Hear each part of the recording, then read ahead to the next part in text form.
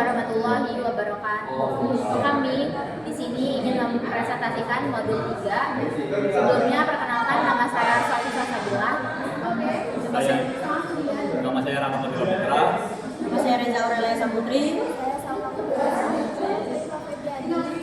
Oke, yang pertama akan dibacakan oleh Reza.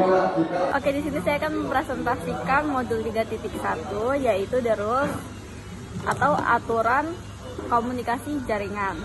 Dalam dunia jaringan komputer, agar dua perangkat atau lebih saling berhubung berkomunikasi dengan sukses, diperlukan aturan baku yang disepakati bersama, sama seperti manusia yang membutuhkan bahasa dan etika tertentu saat berbicara.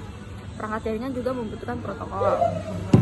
Pertama, ada fondasi komunikasi atau communication fundamental, yaitu sebelum masuk ke teknis jaringan, komunikasi dasar manusia dan mesin memiliki 3 elemen utama yang sama, yaitu pertama, sumber pesan, tujuan pesan, dan saluran atau media. Lalu selanjutnya pembuatan aturan dan protokol, yaitu rule establishment dan communication protocol, yaitu komunikasi baru bisa terjadi jika ada aturan atau protokol yang disepakati bersama oleh pengirim dan penerima. Protokol ini harus menjelaskan siapa yang mengirim, kapan harus mengirim, dan bagaimana menanganinya, lalu format atau struktur pesan yang digunakan. Lalu ada persyaratan protokol jaringan, yaitu network protocol requirement, yaitu di dalam jaringan komputer, protokol jaringan harus mampu menangani hal-hal berikut agar pesan sampai dengan selamat dan dapat dibaca, yaitu pertama, pengodaan pesan, yaitu message encoding, lalu ada format dan encapsulation pesan atau message formatting and encapsulation. Lalu ukuran pesan, yaitu message size. Lalu selanjutnya ada waktu pesan, message timing, dan pilihan pengiriman pesan atau message deliver option. Ketiga, bedah detail persyaratan komunikasi data, yaitu ada pengkodaan pesan, yaitu message encoding. Definisinya adalah proses mengubah informasi atau data ke dalam bentuk lain, bit maupun sinyal yang dapat diterima dan ditransmisikan melalui media komunikasi. Lalu ada format dan encapsulation pesan. Definisinya adalah di sini ada format pesan dan encapsulation. Kalau format pesan sama seperti penulis surat, format harus jelas, ada alamat, tujuan, alamat pengirim, salam, isi, dan penutup. Jika format salah, surat tidak akan terkirim. Selanjutnya encapsulation adalah proses membungkus data dengan informasi kontrol tambahan seperti header dan failer pada setiap lapisan layer jaringan sebelum dikirim. Lalu ada ukuran pesan atau message size, itu ada data berukuran besar yang dikirimkan sekaligus dapat monopoli jaringan dan menyebabkan error berat jika terjadi gangguan di tengah jalan. Lalu oleh karena itu, data harus dipecah menjadi bagian kecil yang disebut segmen atau paket. Lalu proses ini disebut segmentasi di sisi penerima. Protokol-protokol ini disatukan kembali, yaitu assembly. Lalu ada waktu pesan, yaitu message timing, yaitu mengatur bagaimana dan kapan pesan dikirim melalui 3 aturan utama, yaitu pertama, metode akses, kedua, kontrol aliran, dan ketiga, batas waktu respons. Selanjutnya adalah pengiriman pesan, yaitu message deliver option. Ada 3 cara utamanya untuk mengirim pesan di dalam jaringan, yaitu yang pertama unicast, lalu ada multicast, dan broadcast. Oke, selanjutnya kita masuk ke 3.2, itu protokol. Protokol jaringan adalah sekumpulan aturan yang mengatur bagaimana perangkat di jaringan berkomunikasi. Protokol memastikan data dapat dikirim, diterima, dan dipahami dengan benar oleh perangkat yang berkomunikasi. Selanjutnya kita masuk ke 3.2.1, network protokol. Network protokol adalah aturan yang mengatur komunikasi data antara perangkat jaringan. Setiap protokol memiliki fungsi tertentu seperti mengirim data, menerima data, atau mengatur alamat tujuan. Contoh protokol yang sering digunakan itu HTTPS, HTTP, TCP, FTP, dan SMTP. Protokol adalah aturan komunikasi jaringan. Setiap layanan jaringan menggunakan protokol yang berbeda sesuai fungsinya. Selanjutnya kita masuk ke 3.2 protokol fungsional agar komunikasi berlangsung. Protokol memiliki beberapa fungsi utama, yaitu addressing, encapsulation, segment, call control, error reduction, dan real justice.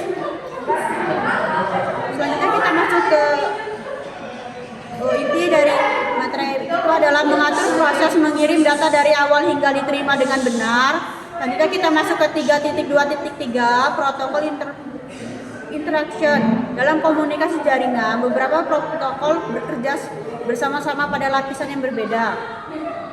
Contohnya saat membuka website, pengguna mengetik alamat website, DNS menerjemahkan alamat domain menjadi alamat IP, dan CP membuat koneksi yang andal antara pengirim dan penerima. IP menentukan jalur pengirim paket. HTTP dan HTTPS mengirim permintaan. Halaman web browser menerima data dan menentukan halaman web. Intinya adalah komunikasi jaringan tidak hanya menggunakan satu protokol, tetapi kombinasi beberapa protokol yang saling mendukung. Selanjutnya kita masuk ke 3.2.4 secure understanding protokol. Bagian ini merupakan latihan pengujian pemahaman antara materi protokol jaringan. Materi yang diuji meliputi pengertian protokol jaringan, fungsi protokol, contoh-contoh HTTP, HTTPS, FTP, DNS, DHCP, SMART, dan lain-lain. Selanjutnya akan dilanjutkan oleh teman saya. Baik, di sini kita di 3.5.1, di mana ada the benefit of using layer model, yang mana konsep dasarnya adalah memecah proses komunikasi yang sangat kompleks menjadi bagian-bagian kecil yang mudah dikelola. Manfaatnya meliputi kemudahan dalam melakukan troubleshooting karena masalah bisa dilacak di layer spesifik, serta memungkinkan inovasi di satu layer tanpa mengganggu layer lainnya.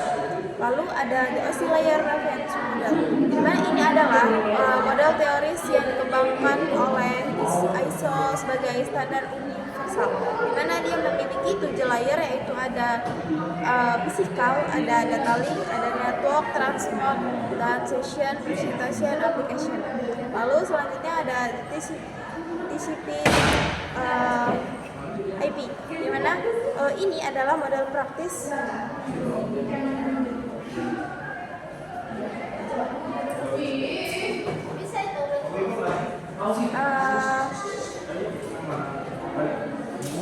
di mana ini adalah yang digunakan di internet saat ini, berbeda dengan OC, di mana TCP hanya memiliki 4 layer, yaitu application, transport, internet, dan network access. Selanjutnya ada OC and TCP IP model comparison, di mana perbandingan ini membantu melihat bagaimana layer-layer dalam OC dipetakan ke dalam TCP IP. Keduanya sama-sama menggunakan konsep stack atau tumpukan protokol yang proses data. Selanjutnya Selanjutnya 3.6 data encapsulation. Yang pertama ada segmentasi dan multiplexing. Segmentasi adalah memecah data besar menjadi potongan kecil atau segmen. Yang kedua ada multiplexing, adalah mengirim berbagai segmen dari banyak pengguna secara bersamaan dalam satu jalur. Manfaatnya jaringan lebih cepat, efisien, dan jika satu potongan gagal tidak perlu kirim ulang seluruh file. Lalu ada spacing atau pengurutan. Jadi setiap segmen diberi nomor urut. Fungsinya memastikan penerima bisa menyusun kembali potongan data secara utuh dan benar meskipun segmen tidak berurutan. Lalu ada PDU atau Protocol Data Unit. Sebutan data di setiap lapisan atau layer. Yang pertama ada data, yaitu lapisan aplikasi atau application layer. Lalu segmen, transport layer, yaitu TCP atau UDP. Lalu paket, yaitu network layer atau IP. Lalu frame, yaitu data link layer, yaitu atau Ethernet. Lalu ada bit, yaitu physical layer, yaitu kabel atau sinyal. Selanjutnya ada enkapsulasi dan dekapsulasi. Enkapsulasi atau sisi pengirim itu adalah proses membungkus data dengan informasi kontrol atau header dari lapisan atas ke bawah. Lalu ada dekapsulasi atau sisi penerima, yaitu proses membuka bungkus data satu persatu dari lapisan bawah ke atas untuk membaca pesan aslinya. Jadi intinya, jaringan bekerja dengan memecah data besar menjadi potongan kecil, memberinya label atau alamat atau enkapsulasi, lalu mengirimnya secara bersamaan atau multiplexing, dan menyusunnya kembali di tujuan atau sequencing dan dekapsulasi. Sekian materi dari saya, yaitu tentang data encapsulation. Selanjutnya akan dilanjutkan oleh teman saya. Selanjutnya saya akan membahas tentang perbedaan fungsi antara alamat IP layer 3 dan alamat MAC layer 2. Saat mengirimkan data, yang pertama ada dua jenis alamat jaringan. Alamat lapisan jaringan IP mengirimkan paket dari sumber asli ke tujuan akhir. Alamat ini tidak pernah berubah sepanjang perjalanan. Alamat lapisan tautan data atau MAC mengirimkan frame dari satu perangkat ke perangkat berikutnya dalam jaringan lokal yang sama. Yang kedua ada sekretari yang menerima data. Jika jaringan sama, paket dikirim langsung. Alamat IP dan alamat MAC tuju langsung pada komputer server target. Jika jaringan berbeda atau jarak jauh, IP tujuan tetap mengarah ke server target akhir. Namun MAC tujuan harus diarahkan ke default gateway atau router terlebih dahulu. Kesimpulannya, alamat IP selalu tetap dari awal sampai akhir, sedangkan alamat MAC akan selalu berubah di setiap hop atau router yang dilewatinya. Sekian dari kelompok kami. Wassalamualaikum warahmatullahi wabarakatuh.